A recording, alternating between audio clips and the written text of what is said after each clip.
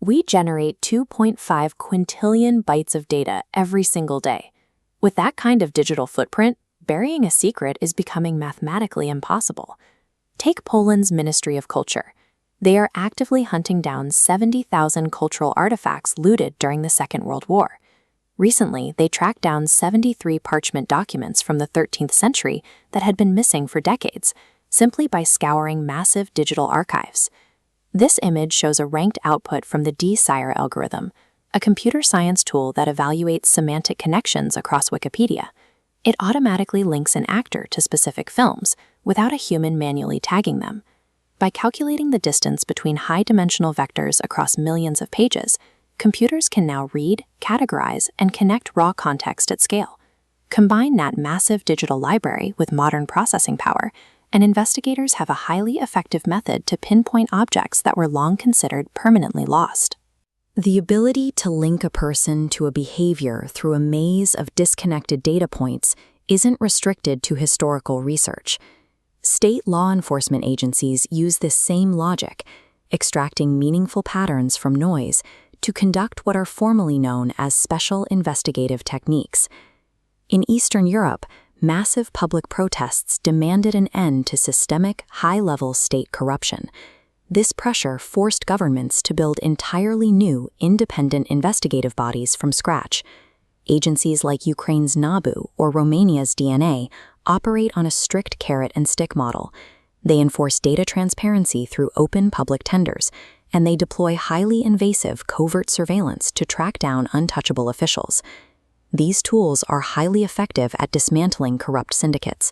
However, giving the state this kind of surgical machinery creates a massive vulnerability if a government points those exact same tools at its own citizens. This is the official European Parliament report investigating the use of Pegasus and equivalent surveillance spyware across the EU. It documents exactly what happens when those tools operate without ethical boundaries. Pegasus is military-grade software intended to combat severe threats like terrorism. Instead, state governments in Poland, Hungary, Greece, and Spain deployed it to monitor journalists, civil rights activists, and political opposition leaders. Pegasus extracts a target's entire digital life.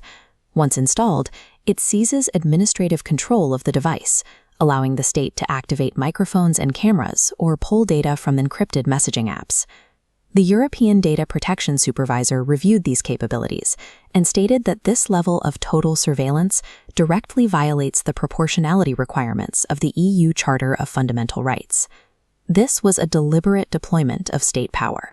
Governments weaponized investigative tools to crush domestic political rivals, using national security as a convenient shield.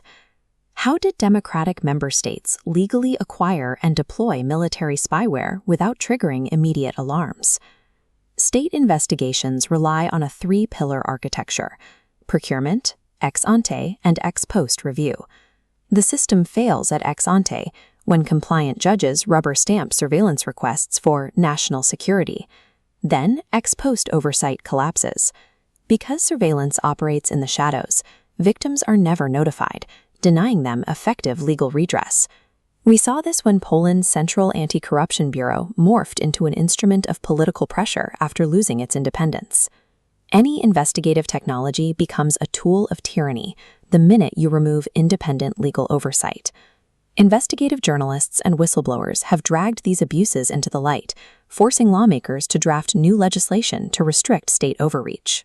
To fix the oversight gap, the European Parliament has looked closely at the structural solution already operating in the Netherlands. The Dutch model relies on a committee structure. Any state request for invasive surveillance must be approved by a panel comprising 2 magistrates and 1 technical expert. This exact triad ensures a balance. The magistrates evaluate the legal necessity of catching a criminal, while the technical expert understands exactly how deeply the requested spyware will penetrate a citizen's privacy.